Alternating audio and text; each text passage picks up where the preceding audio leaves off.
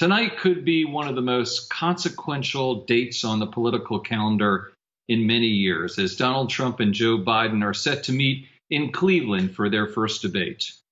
To look ahead to tonight, I'm joined, as I will be each week, by my co-hosts, Yahoo News Editor-in-Chief Dan Klaidman and HuffPost Washington Bureau Chief Amanda Terkel. Welcome, you guys. Good to be back with you. So let me start with you this week, Dan, and ask you what you're going to be looking for in this evening's debate. Well, look, Donald Trump is pretty far behind in this race, both in national polls and in the battleground states. So it's really going to be up to him to have to sort of shake this thing up and change the dynamic. So what I'm going to be looking for is to see how Joe Biden handles Trump. First of all, he can't make any big mistakes. He has to seem competent, fluent in his language, which hasn't always been easy for him during these debates. I think what he needs to do is come off as a plausible president. And if he does that, I think he's going to do well. Expectations are low for him, partly because the Trump campaign and President Trump himself have set those expectations very low. One thing that I'm going to be looking for is to see how he handles the personal attacks that we know will be coming at him from President Trump, because that's the way President Trump debates. And there have been a lot of people who've said he shouldn't take the bait. He'll get rattled. It's not anger is not his best side. I agree with all of that. I also, though, think that there may be a moment for some sort of a flash of controlled anger. If Trump comes after his sons, either Hunter or the late Beau Biden, I think if Biden shows a little bit of anger there in defense of his own children, that might actually help him. It'll energize Democrats. It might even get some of the fence sitters off of the fence. But it has to be controlled. Amanda, what about you?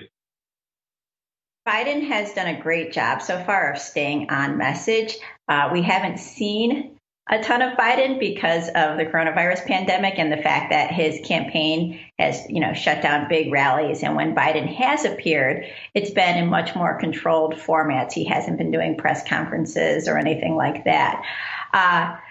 While he's been doing that, Trump has been out there just spouting off, different messages every single day and seeing what'll stick. Biden has been staying on the coronavirus. He has been staying lately on health care, especially with the Supreme Court.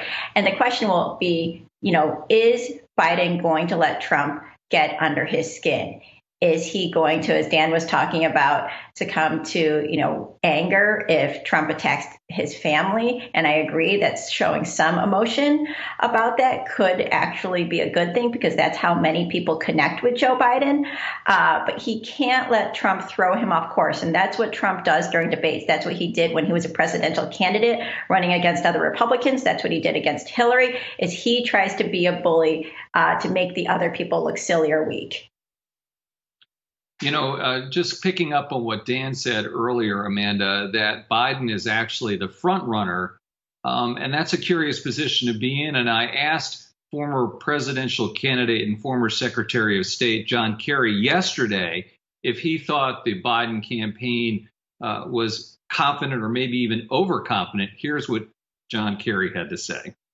Well, let me tell you something. I was allegedly winning, and our polls showed that I was winning in the last week, until an Osama bin Laden tape appeared on Friday before the election. So am I sanguine? No, not in the least, and nor is he. Nobody in the Biden campaign is taking anything for granted. They don't watch the polls day to day. They're going to go, full speed ahead to the last day and last moment. And that's the only way to campaign today. And I think Joe understands that. But I think his campaign is well funded now. I think he has a great sense of why he's running. And I think in the debate tomorrow, people will get a great sense of Joe Biden. Dan, let me go over to you and ask you, though, about one issue that hasn't come up yet, which is huge, I think, which is President Trump's taxes and those bombshell articles from the New York Times. Is that going to be a factor? It is going to be a factor. It is clearly going to come up. Chris Wallace is certainly going to make it a factor. I wouldn't be shocked if that's the first question he asks. It is a way for Biden to get under Trump's skin because it goes directly at the Trump brand that he has been carefully cultivating all these years, that he is the this amazing businessman and mogul. The Times report suggests that that is not at all true.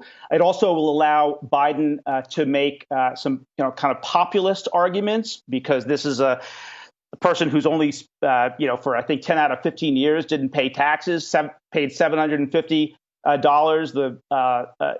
in taxes when he was running, and then the first year of his presidency. So you may hear the Scranton versus Park Avenue argument that Joe Biden has been waging. But I will say I don't think that Biden is going to make that issue front and center throughout this debate, because for Biden, what's really important is to make people know who he is, what kind of president he would be, and to keep the focus on policy issues, on coronavirus, and building a stronger economy coming out of the pandemic. So it's going to come up for sure. I don't think it'll dominate the debate.